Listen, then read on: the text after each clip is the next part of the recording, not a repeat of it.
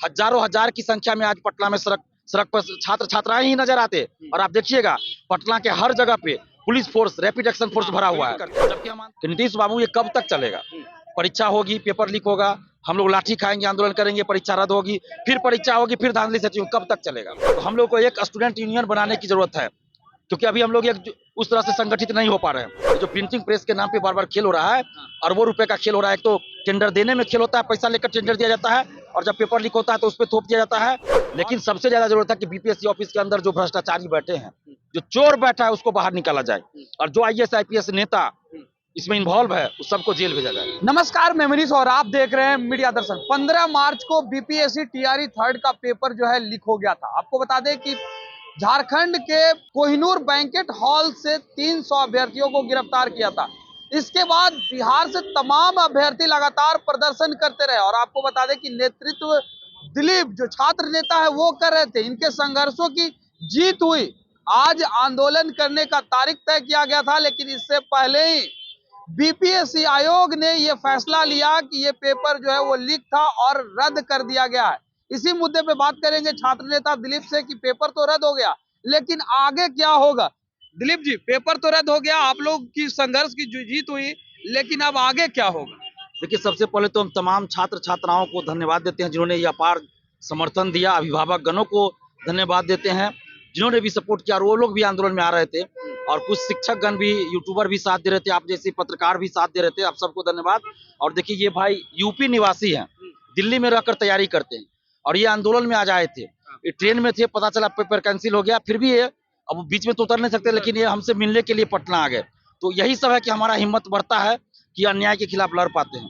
तो ये एक उदाहरण है बिहार के छात्र छात्राओं के लिए भी। देखिए, जब यूपी निवासी दिल्ली से आ सकते हैं आंदोलन में, तो आप लोग पटना में रहकर या बिहार के अन्य जिलों में रहकर भी आ सकते हैं, और आज आ भी रहे थे।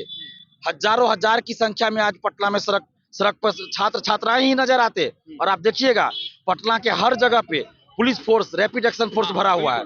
जबकि हम आंदोलन को स्थगित कर चुके, फिर भी क्योंकि सरकार को ये पता चल चुका था कि आज पटना की सड़कों पे सिर्फ छात्र ही छात्राएं और अभिभावक ही नजर आएंगे, और इसी वजह से दबाव में आकर सरकार ने परीक्षा रद्द कर दिया। हम धन्यवाद देते हैं नीतीश जी को कि आपने छात्र आंदोलन की मांग को रख लिया, क्योंकि नीतीश कुमार जी छात्र आंदोलन से उभरे हुए ही नेता है। तो हम उनको धन्यवाद देते हैं, और साथ ही ये मांग करते हैं कि नीतीश बाबू, ये कब तक चलेगा? परीक्षा होगी, पेपर लीक होगा, हम लोग लाठी खाएंगे, आंदोलन करेंगे, परीक्षा रद्द होगी, फिर परीक्षा होगी, फिर धांधली सचिव, कब तक चलेगा? लाखों युवाओं के साथ कब तक इस तरह अन्याय होता रहेगा? तो हम हाथ जोड़कर नीतीश कुमार जी से विनती कर रहे हैं कि एक कठोर कानून बनाइए, स्पीडी ट्रायल करके 5 से 6 महीना के अंदर सजा दिलवाइए। जो भी अभ्यर्थी इसमें पकड़े जाए उनको आजीवन प्रतिबंधित कीजिए, कोई भी परीक्षाओं न दे सके। जो भी सेटर, दलाल, शिक्षा माफिया या अभ्यर्थी इसमें संलिप्त, यानी कि जो भी इसमें संलिप्त है, उस पर उसकी सारी संपत्ति जब्त कीजिए। नौकरी में तो नौकरी से बर्खास्त कीजिए। कोचिंग संचालक है या कोई भी है, उसके कोचिंग को जब्त कीजिए। बड़ा बड़ा बिल्डिंग, अपार्टमेंट, होटल जो बनाया हुआ होटल जब्त करके वहां तो लाइब्रेरी खोल दीजिए, स्टूडेंट्स पढ़ेंगे। और प्रिंटिंग प्रेस अपना स्थापित करे सरकार।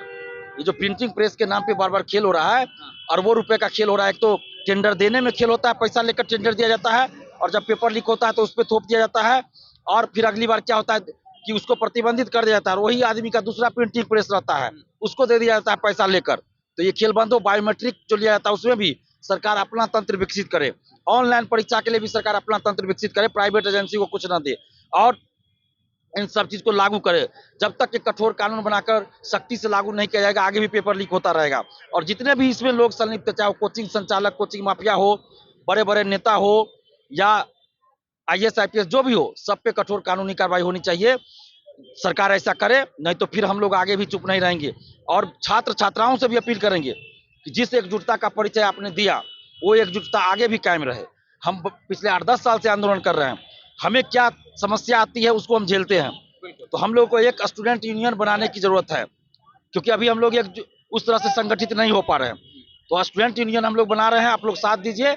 आप लोग भी नाम का सुझाव दे सकते हैं, उसका लोगो क्या हो, झंडा क्या हो, आप लोग सुझाव दीजिए। और वो स्टूडेंट यूनियन ऐसा होगा जिस तरह से आपको हम पे भरोसा है कि निष्पक्ष तरीके से आपके लिए हम लड़ रहे हैं ईमानदारी से, वो छात्र संगठन भी उसी निष्पक्षता और ईमानदारी से आपके लिए लड़ेगा। सरकार किसी की भी हो, कोई भी मुख्यमंत्री उप मुख्यमंत्री हो, किसी भी पार्टी की सरकार हो, उससे मतलब नहीं। छात्र हित में जो काम होगा सराहना करेंगे। छात्र हित में कुछ गलत होगा, छात्रों के साथ अन्याय होगा तो हम आवाज उठाएंगे, लड़ेंगे। और हर जिला में जब हमारा टीम होगा तो हर जिला में एक साथ हम लोग उतर जाएंगे और बिहार से बाहर भी उसका टीम बनाया जाएगा, पूरे देश से बनाया जाएगा। लेकिन फिलहाल हम लोग बिहार के हर जिला में टीम बनाना चाहते हैं। तो आप लोग भी हमें फोन करके बता सकते हैं, हमारा साथ दीजिए और बताइए अगर आप नेतृत्व करना चाहते हैं अपने जिले से तो हमारा साथ दीजिए। अगर बात की जाए तो पेपर तो रद्द हो गया, लेकिन अब सबसे बड़ा सवाल यह है कि परीक्षा आखिर अब कंडक्ट कब कराया जाएगा, क्योंकि चुनाव भी अब सर पे है। 19 अप्रैल से फर्स्ट चरण के चुनाव हैं, ये परीक्षा होगा कि कब। और दूसरी बात कि जब स्टेट का एग्जाम नहीं हुआ था, आपने बीपीएससी टीआरई थर्ड पहले लेने का पर, अब स्टेट का एग्जाम भी हो जाएगा, तो क्या फिर से फॉर्म भरने की प्रक्रिया करवाई जाए और तब ये लिया जाए, या परीक्षा ही कंडक्ट करवा लिया जाए? क्या देखिए अभी इसमें मैंने तकनीकी इसमें समस्या आती है कि परीक्षा एक बार हो चुकी है, तो क्या फिर से फॉर्म भरने दिया जा सकता है, ये एक तकनीकी समस्या यहाँ पे आती है। तो हम इसमें कुछ नहीं बोल सकते हैं ज़्यादा, लेकिन हम यही कहना चाहेंगे कि आप ये ऐसे भी टीआरई 3 तो अगस्त में होना था, 24 अगस्त को डेट भी निर्धारित था, तो अचानक से आपने लिया, तो ये तो सबको पता है कि क्यों लिया गया ये परीक्षा। तो हड़बड़ी में गड़बड़ी नहीं होना चाहिए। परीक्षा आप 2 महीना बाद लीजिए, 5 महीना बाद लीजिए, किसी को ऑब्जेक्शन नहीं है, क्योंकि टीआरई 1 टीआरई 2 लिया जा चुका है। तो आप 2 महीना 3 महीना बाद भी लीजिए परीक्षा, कोई दिक्कत नहीं किसी को होगा। लेकिन साफ सुथरा परीक्षा हो। अगर परीक्षा आप 20 दिन के अंदर ले लेते हैं, फिर पेपर लीक होता है, अगर पेपर लीक नहीं भी होता है, मतलब पेपर लीक होता भी और उजागर नहीं होता है, या अंदर से ओएमआर शीट रंग के कर दिया जाए, टीआरई 1 टीआरई 2 में भी लग रहा है समस्या, संभावना की कुछ ना कुछ गड़बड़ हुई है, तो फिर क्या फायदा जल्दी परीक्षा लेने से। तो इसलिए जो मेधावी स्टूडेंट है, ईमानदार है, उनको ये नहीं, इसके लिए नहीं घबराना चाहिए कि परीक्षा 10 दिन में ही हो जाना चाहिए। आप तैयारी कीजिए, लेकिन सबसे ज्यादा जरूरत है कि बीपीएससी ऑफिस के अंदर जो भ्रष्टाचारी बैठे हैं, जो चोर बैठा है, उसको बाहर निकाला जाए, और जो आईएएस आईपीएस नेता इसमें इन्वॉल्व है उस सबको जेल भेजा जाए। ये थे हमारे साथ छात्र नेता दिलीप। इनके संघर्ष और तमाम अभ्यर्थियों के प्रयास से अंततः बीपीएससी टीआरई थर्ड का पेपर जो लीक हुआ था उसे रद्द कर दिया गया है। छात्र नेता दिलीप ने यह भी कहा कि अब एक संघ बनाने जा रहे हैं और बिहार के तमाम जिलों से जो नेतृत्व करना चाहते हैं वो भी सहयोग करें। फिलहाल इस खबर में इतना ही। देखते रहे मीडिया दर्शन। धन्यवाद।